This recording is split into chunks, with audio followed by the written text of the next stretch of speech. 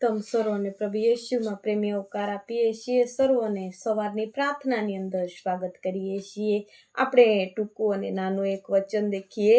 મારી સાથે તમે ગીતશાસ્ત્રનું પુસ્તક અને તેનો 40મો અધ્યાયની પહેલી કલમ આપણે જોશું।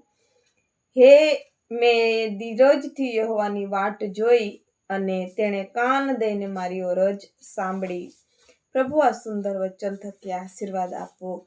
દાઉદ ભક્ત કહે છે કે મેં ધીરજથી યહોવાની વાટ જોઈ અને તેણે મારું વાતને કાન દઈને સાંભળી। આ સમયે આપણે પણ આપણા જીવનની અંદર જે પણ દુઃખ હશે, તકલીફ હશે, નિરાશા હશે, તે ધીરજથી પરમેશ્વરની આગળ આપણે વ્યક્ત કરવાનું છે અને પ્રભુ આપણી પ્રાર્થનાને જરૂર સાંભળશે।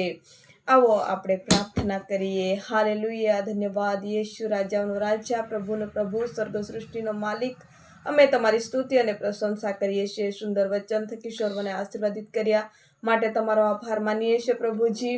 અમે પણ પરમેશ્વર પિતા, મારી સાથે જોડાયેલા તમામ ભાઈ બહેનો પણ પરમેશ્વર પિતા ધીરજથી જ્યારે તમને હાંક મારે ત્યારે તમે સર્વની પ્રાર્થના સાંભળજો પરમેશ્વર પિતા પ્રભુજી। આખો રાત્રભરી સંભાળ્યા તેવી રીતના પ્રભુ નવો દિવસ સર્વના જીવનની અંદર સોનાનું રૂપ લઈને તમે આવ્યા। આખા દિવસની દિનચર્યાની અંદર તમે સાથે ને પાસે રહેજો। જે પણ કાર્ય કરશે એમાં તમે સફળ કરજો પ્રભુજી। મુસાફરીની અંદર જશે ત્યાં પણ તમે એમને યશ આપજો અને સુરક્ષા પૂરી પાડજો। ખેતીવાડી ઢોરઢાક પરમેશ્વર પિતા, મહેનત મજૂરી, ઓ પ્રભુ વિષય ધંધા, નોકરી ધંધાની અંદર સર્વને તમે આશીર્વાદિત કરજો અને પ્રભુ ફરીને સાંજ સુધી પોતાના કુટુંબ સાથે એકત્ર ના થાય ત્યાં સુધી સર્વની તમે સાથે રહેજો। આંખની કીકીની માફક તમે સર્વને દોરી રાખજો પ્રભુ। અમારી સાથે છે તેવી રીતના સર્વની સાથે રહેજો।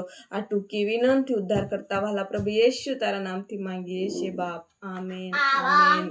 જય મસીહ કી। જો તમે અમારી સાથે જોડાયેલા ન આવશો તો ચેનલને સબસ્ક્રાઇબ કરવા ભૂલશો નહીં। કોઈ પણ પ્રાર્થનાની વિનંતી હશે એ પણ કમેન્ટ બોક્સમાં લખશો। સર્વ તમારા માટે પ્રાર્થના કરીએ છીએ।